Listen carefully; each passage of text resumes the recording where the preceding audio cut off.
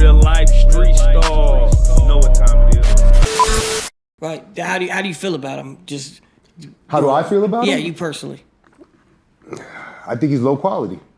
Mm-hmm. I mean, you're gonna leave a family in a homeless shelter over lies. Come on, man.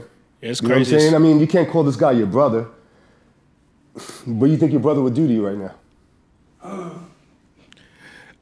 So does she still? Is she still able to recoup from? Yeah, we got him out. We got her out the picture from the former publisher. With the judge. The judge gave Joe shares to Liza. So whatever shares that he had publishing wise and whatever he had rights wise. That's awesome. She got it. You know what I'm saying? That's awesome.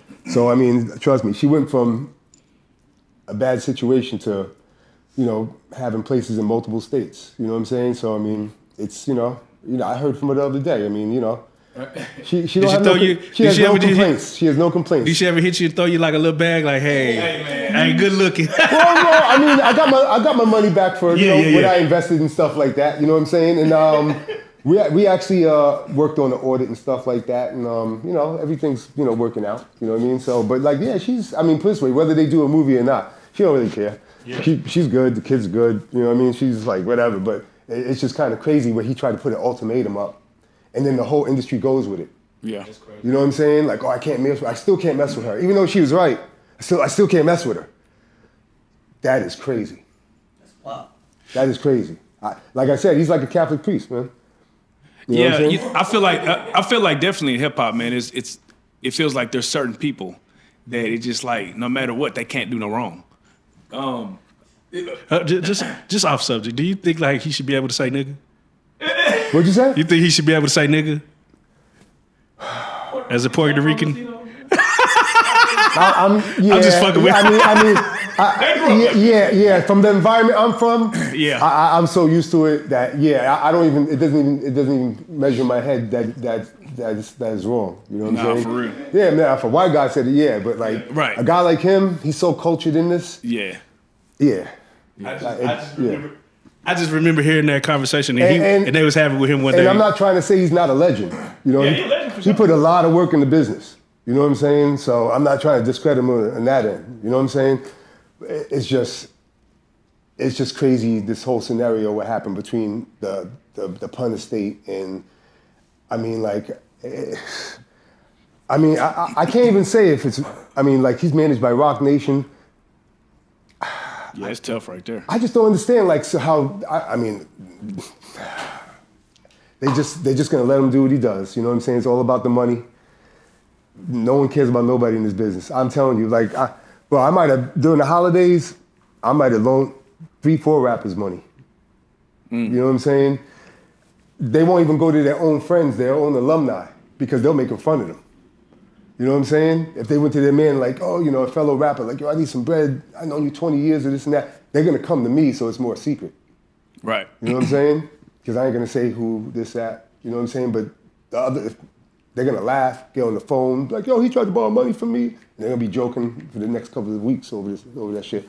So I mean, like, I just from my experience, man, it's crazy, man. So, tell me about your affiliation with Sugar Hill. You know, if anybody doesn't know, that's like the first record label ever.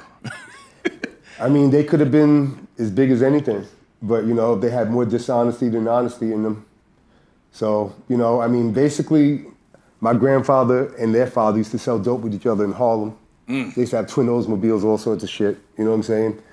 So my family knew, the family, the father and stuff like that. I'd come around, me and some other cat that I grew up in Fort Lee, we'd go around, come over there, try to learn the business. The father knew my family, be like, I'll teach you the business, you know what I'm saying? The sons would try to get me out the room, try to distract me, because they don't want me knowing the business or maybe anybody else knowing the business, who knows, whatever. But I got to know a little bit of the business through them.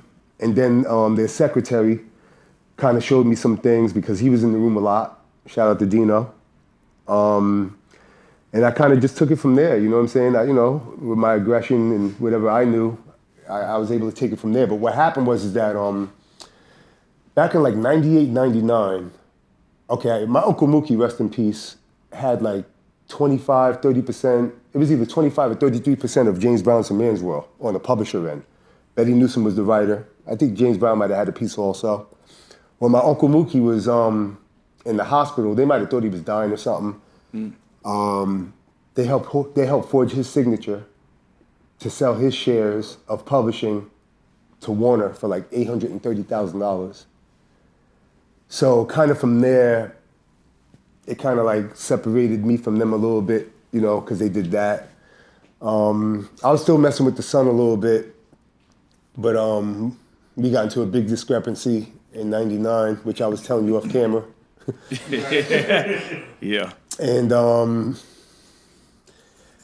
about 5 years later, I got one of Nas's friends, Nature. Yeah. They were admin in his catalog. Come to find out, his name is Jermaine Baxter with no E at the end of Jermaine.